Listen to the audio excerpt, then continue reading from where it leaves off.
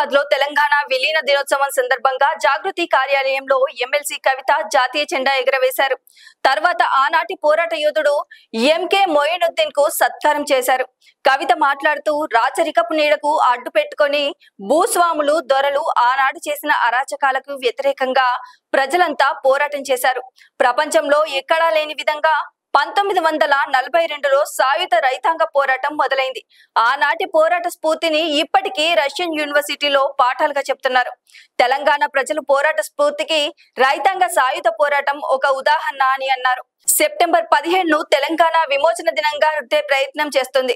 2023 ఎన్నికలకు ముందు తెలంగాణకు వచ్చి విమోచన దినోత్సవం అంటూ తప్పుడు ప్రచారం మొదలు పెట్టారని అన్నారు.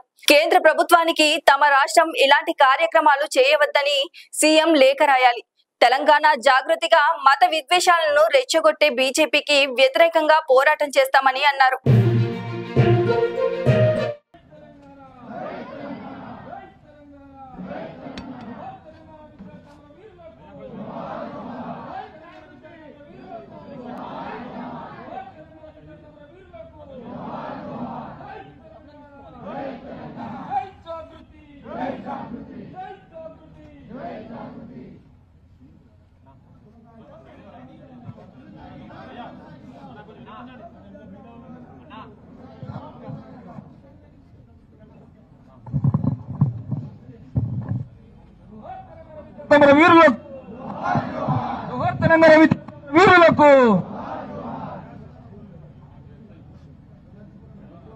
తెలంగాణ అమర వీరులకు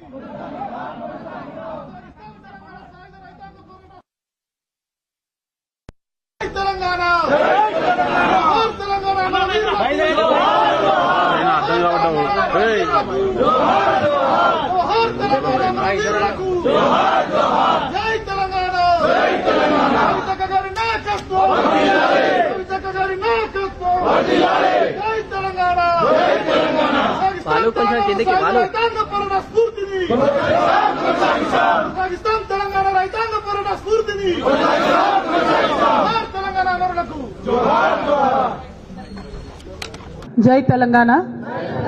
అందరికీ కూడా తెలంగాణ విలీన దినోత్సవ సందర్భంగా శుభాకాంక్షలు తెలియజేస్తా ఉన్నాను.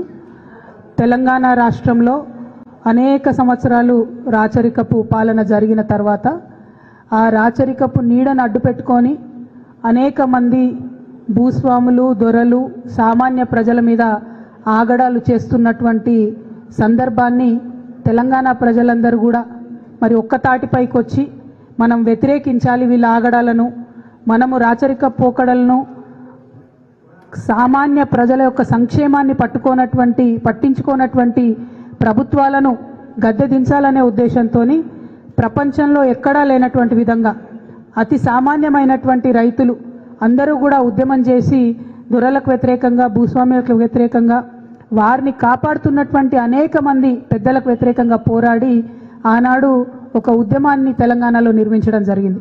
1942లో ప్రారంభమైన సాయుధ రైతాంగ పోరాటం అనేటటువంటిది ప్రపంచ చరిత్రలో ఇప్పటికీ కూడా రష్యన్ యూనివర్సిటీలలో, ఫ్రాన్స్ యూనివర్సిటీలలో, అనేక యూనివర్సిటీలలో పాఠాలుగా చెప్పుకుంటారు.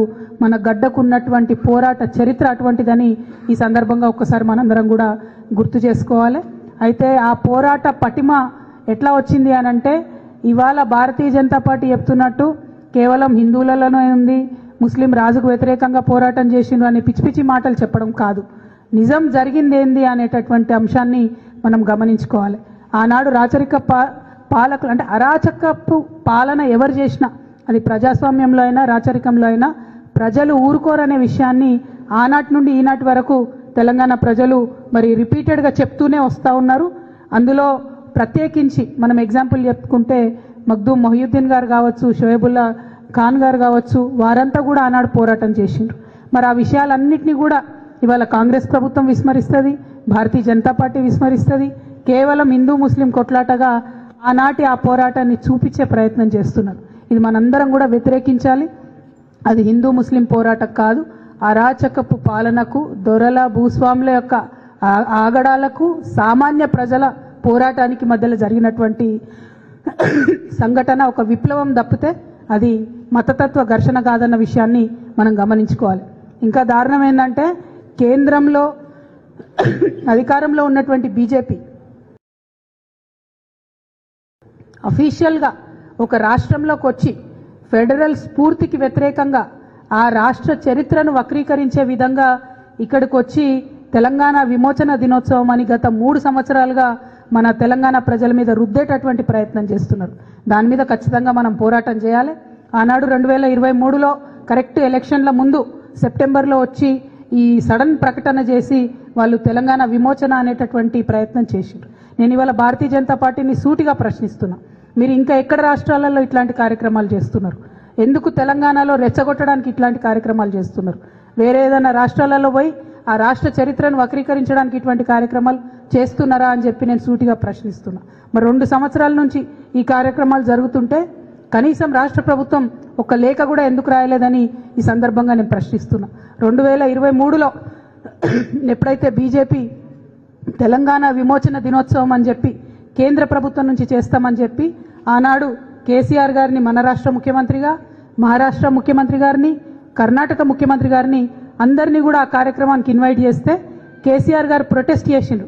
ఇది కరెక్ట్ కాదు, మా చరిత్రను వక్రీకరించొద్దు, నేను ఈ కార్యక్రమానికి రాను, మీరు ఇట్లాంటి కార్యక్రమాలు మా రాష్ట్రంలో చేయొద్దు, ఇది ఫెడరల్ స్ఫూర్తికి వ్యతిరేకమని కేసీఆర్ గారు ఆనాడు వెళ్ళలేదు. దానికి కౌంటర్గా ఆనాడు మన రాష్ట్ర ప్రభుత్వం, తెలంగాణ రాష్ట్ర ప్రభుత్వం భారతీయ సమైక్యతా దినోత్సవం, నేషనల్ ఇంటిగ్రేషన్ డే లాగా సెప్టెంబర్ 17ను సెలబ్రేట్ చేయాలి. మన తెలంగాణ సంస్థానం, హైదరాబాద్ స్టేట్ మొత్తం కూడా ఇండియన్ యూనియన్లో విలీనమవుతున్నటువంటి సందర్భాన్ని రాచరికం నుంచి ప్రజాస్వామ్యం వైపు, మొనార్కీ టు డెమోక్రసీ ట్రాన్సిషన్గా చూసినంత తప్పితే అది రిలీజియస్ ఫైట్ కాదు అనే విషయాన్ని అందరం కూడా గమనించుకోవాలి. ఇవాళ రేవంత్ రెడ్డి గారి ప్రభుత్వాన్ని కూడా నేను సూటిగా ప్రశ్నిస్తా ఉన్నాను, మీరు ఈ అంశం మీద కేంద్ర ప్రభుత్వానికి లేఖ రాయండి, కొట్లాడండి. They have no right to come here and change our history. It is against the federal spirit. I appeal to the central government. You cannot continue these celebrations. It is not a religious fight. It was poor people's fight against the atrocities of the zamindari system in Telangana existing at that point of time. You should understand the history. Kindly do not distort the history of Telangana. ఈ అంశాన్ని మనం గుర్తుపెట్టుకొని తెలంగాణ అస్తిత్వ పరిరక్షణ కోసం పనిచేసేటటువంటి తెలంగాణ జాగృతి లాంటి సంస్థలు ఆ యొక్క వైఖరిని వ్యతిరేకించాలి. కాంగ్రెస్ పార్టీ పెద్ద శుద్ధపూసలాగా నిన్న మహేష్ కుమార్ గౌడ్ అని ఏమంటాడంటే, మేమే కలిపినాం తెలంగాణ అని అంటాడు. మీరు కలపలేదు, మీకు అంత సీన్ లేదు. నిజాం ప్రభు ఒక నిర్ణయం తీసుకొని నేను విల్లింగ్లీ ఇండియన్ యూనియన్లో విలీనం అవుతా అని ఆయన 17 సెప్టెంబర్ ఆల్రెడీ ప్రకటన చేసిన తర్వాత కూడా వీళ్ళు ఆపరేషన్ పోలో అని మళ్ళా సైన్యాన్ని తీసుకొని వచ్చిండ్రు. అది కరెక్ట్ కాదు. సైన్యం అరాచకంలో అనేక మంది హిందువులు, ముస్లింలు కూడా ఆనాడు చనిపోవడం జరిగింది. చాలా ప్రాంతాల్లో వెల్కమ్ చేసిండ్రు. అందుకే ఇవాళ కూడా మన తెలంగాణ అనేక పల్లెల్లో దండుబాట అని ఉంటాయి. మనందరికీ తెలుసు, ఊర్లలో ఇప్పటికి కూడా దండుబాట అంటారు. అంటే ఆనాడు ఇండియన్ సైన్యం తరలి వచ్చినటువంటి బాటను దండుబాటగా తెలంగాణ పల్లెల్లో ఇప్పటికి కూడా పిలుచుకుంటారు. ఈ సందర్భంగా కాంగ్రెస్ పార్టీ చేసిందేమీ లేదు, వాళ్ళు సెలబ్రేట్ చేసేదేం లేదు. కానీ నిజంగా కాంగ్రెస్ పార్టీకి బీజేపీ మీద, మోడీ గారి మీద మీకు ఇంటర్నల్ అండర్స్టాండింగ్ లేకపోతే వ్యతిరేకించండి. They cannot hold a program like that in our state. Sorry. అందుకే ఇవాళ నేను ఒక చిన్న ప్రయత్నం మేము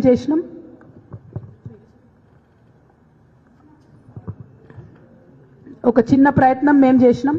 ఆనాడు అనేక మంది స్వాతంత్ర సమరం కోసం పోరాటం చేసినటువంటి యోధులలో ప్రత్యేకించి ఆనాడు ఉమ్మడి జనగామ సిద్దిపేట ప్రాంతం నుంచి ఉన్నటువంటి ఎంకే మొయినుద్దీన్ గారిని ఈరోజు ఇన్వైట్ చేయడం జరిగింది. వారికి 99 సంవత్సరాల వయసు. వారు ఆనాడు పెద్ద పెద్ద నాయకులతో కలిసి నిజాం ప్రభుత్వానికి వ్యతిరేకంగా, ప్రజలను అరాచకంగా గురి చేస్తున్నటువంటి దొరలకు వ్యతిరేకంగా, భూస్వాములకు వ్యతిరేకంగా పోరాటం చేసినటువంటి పోరాట యోధుడు. ఇంకా గర్వంగా నేను చెప్పేది ఏంటంటే, వారి పోరాటానికి ఆనాడు కేసీఆర్ గారి తండ్రి మా తాత రాఘవరావు గారు ప్రత్యక్షంగా వారికి సహకారం అందించినటువంటి విషయాన్ని కూడా వారు పదే పదే గుర్తు చేసుకోవడం జరుగుతూ ఉన్నది. కాంగ్రెస్ పార్టీ పెద్ద శుద్ధపూసలాగా నిన్న మహేష్ కుమార్ గౌడ్ అని ఏమంటాడంటే, మేమే కలిపినాం తెలంగాణ అని అంటాడు. మీరు కలపలేదు, మీకు అంత సీన్ లేదు. నిజాం ప్రభు ఒక నిర్ణయం తీసుకొని నేను విల్లింగ్లీ ఇండియన్ యూనియన్లో విలీనమవుతా అని ఆయన 17 సెప్టెంబర్ ఆల్రెడీ ప్రకటన చేసిన తర్వాత కూడా వీళ్ళు ఆపరేషన్ పోలో అని మళ్ళా సైన్యాన్ని తీసుకొని వచ్చిండ్రు. అది కరెక్ట్ కాదు. సైన్యం అరాచకంలో అనేక మంది హిందువులు, ముస్లింలు కూడా ఆనాడు చనిపోవడం జరిగింది. చాలా ప్రాంతాల్లో వెల్కమ్ చేసిండ్రు. అందుకే ఇవాళ కూడా మన తెలంగాణ అనేక పల్లెల్లో దండుబాట అని ఉంటాయి. మనందరికీ తెలుసు, ఊర్లలో ఇప్పటికి కూడా దండుబాట అంటారు. అంటే ఆనాడు ఇండియన్ సైన్యం తరలి వచ్చినటువంటి బాటను దండుబాటగా తెలంగాణ పల్లెల్లో ఇప్పటికి కూడా పిలుచుకుంటారు. ఈ సందర్భంగా కాంగ్రెస్ పార్టీ చేసిందేమీ లేదు, వాళ్ళు సెలబ్రేట్ చేసేదేం లేదు. కానీ నిజంగా కాంగ్రెస్ పార్టీకి బీజేపీ మీద, మోడీ గారి మీద మీకు ఇంటర్నల్ అండర్స్టాండింగ్ లేకపోతే వ్యతిరేకించండి. They cannot hold a program like that in our state. అందుకే ఇవాళ నేను ఒక చిన్న ప్రయత్నం మేము చేసినాం. అనేక మంది స్వాతంత్ర సమరం కోసం పోరాటం చేసినటువంటి యోధులలో ప్రత్యేకించి ఆనాడు ఉమ్మడి జనగామ సిద్దిపేట ప్రాంతం నుంచి ఉన్నటువంటి ఎంకే మొయినుద్దీన్ గారిని ఈరోజు ఇన్వైట్ చేయడం జరిగింది. వారికి 99 సంవత్సరాల వయసు. వారు ఆనాడు పెద్ద పెద్ద నాయకులతో కలిసి నిజాం ప్రభుత్వానికి వ్యతిరేకంగా, ప్రజలను అరాచకంగా గురి చేస్తున్నటువంటి దొరలకు వ్యతిరేకంగా, భూస్వాములకు వ్యతిరేకంగా పోరాటం చేసినటువంటి పోరాట యోధుడు. ఇంకా గర్వంగా నేను చెప్పేది ఏంటంటే, వారి పోరాటానికి ఆనాడు కేసీఆర్ గారి తండ్రి మా తాత రాఘవరావు గారు ప్రత్యక్షంగా వారికి సహకారం అందించినటువంటి విషయాన్ని కూడా వారు పదే పదే గుర్తు చేసుకోవడం జరుగుతూ ఉన్నది. లైక్ చేయండి, షేర్ చేయండి, సబ్స్క్రైబ్ చేయండి. మరిన్ని వీడియోల కోసం బెల్ సింబల్ పై క్లిక్ చేయండి.